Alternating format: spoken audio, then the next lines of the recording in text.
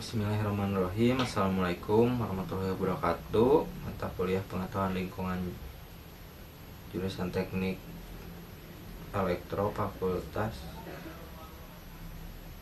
Unjani akan mempresentasikan tugas mata kuliah pengetahuan lingkungan mengenai analisis dampak pencemaran lingkungan pada proyek PLTU.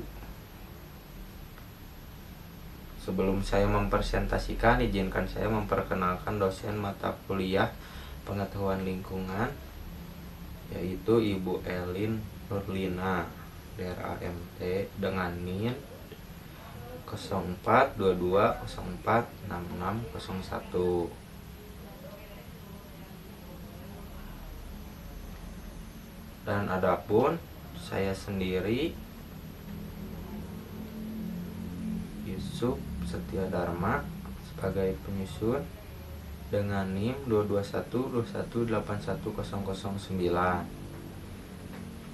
Di kali ini slide 4 masuk di latar belakang. Pembangunan merupakan proses ke arah yang lebih baik yang dapat memberikan perbedaan dan keadaan sebelumnya. Hal ini senantiasa menjadikan suatu acuan pada pemerintah di banyak negara yang makin mendambakan tingkat kehidupan agar lebih baik, khususnya di negara Indonesia. Karena membangun harus dapat menciptakan perubahan-perubahan di masyarakat. Sebagai usaha yang direncanakan, pembangunan tidak akan terlepas dari adanya intervensi aktif yang dilakukan oleh individu atau kelompok dengan tujuan untuk meningkatkan taraf hidup yang kesejahteraannya di masyarakat. Ketersediaan listrik merupakan salah satu faktor yang menentukan untuk mencapai sasaran pembangunan nasional dan penggerak roda perekonomian suatu wilayah atau negara. Ketidakcukupan pasokan listrik yang disediakan perusahaan listrik negara atau PLN sebagai penyedia atau provider pada hakikatnya merupakan keterbatasan kemampuan pihak PLN dalam memenuhi kebutuhan listrik yang dikonsumsi untuk memenuhi kebutuhan publik. Masuk ke poin-poin permasalahan yang terjadi. Poin pertama, dampak bagi lingkungan atau udara. Yang kedua, dampak bagi kesehatan. Yang ketiga, dampak pada iklim atau cuaca. Dampak bagian lingkungan atau udara, emisi dari PLTU batubara meningkatkan partikel beracun di udara. Sebagai berikut videonya.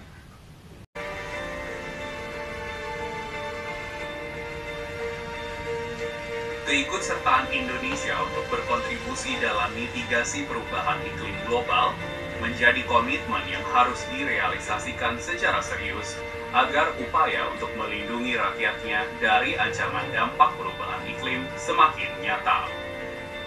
Berdasarkan rencana pembangunan, Indonesia mengemukakan dapat mencapai target NDC di tahun 2030. Namun, target emisi yang diratifikasi Indonesia sendiri dinilai masih belum cukup untuk mencapai target Perjanjian Paris. Dari hasil video tersebut terdapat grafik emisi gas rumah kaca. Pada 2015 tingkat emisi lebih tinggi, bisa melepas 200 juta ton CO2. Lanjut ke pembahasan dampak bagi kesehatan. Untuk kesehatan bisa meningkatkan risiko penyakit seperti stroke, kanker paru-paru, jantung, dan penyakit pernapasan pada orang dewasa, serta infeksi pernapasan pada anak-anak. Dikutip dari CNN Indonesia, bisa kita lihat berita-berita dari pencemaran lingkungan didominasi akibat proyek pembangkitan listrik tenaga uap. dengan bahan bakar batu bara. Lanjut, untuk dampak iklim atau cuaca, dikabarkan dari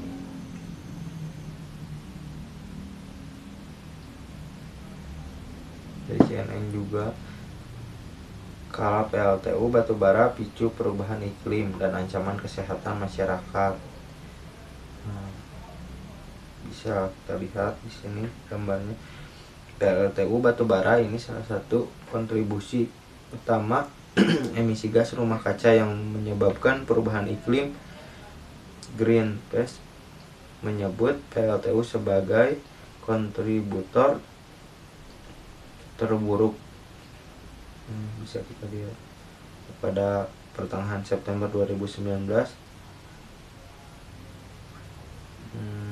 Sunardi, buruh tani di desa Karsari, Indramayu, Jawa Barat, ini sudah sebulan lebih tak sawah tahun. Itu musim karena kemarau berlangsung lebih lama dari biasanya karena perubahan iklim. Nah, untuk solusi, salah satu dampak terbesar yang akan terasa dalam pemanfaatan energi terbarukan adalah dampak lingkungan. Beberapa energi terbarukan seperti cahaya matahari, angin, air cenderung ramah lingkungan dan dapat mengurangi polusi berupa gas karbon dioksida pada area sekitar pembangkit.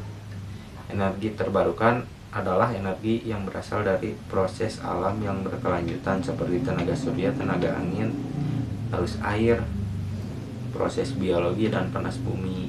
Nah, ini solusi untuk menggantikan adanya PLTU, tetapi belum berjalan sepenuhnya karena biaya.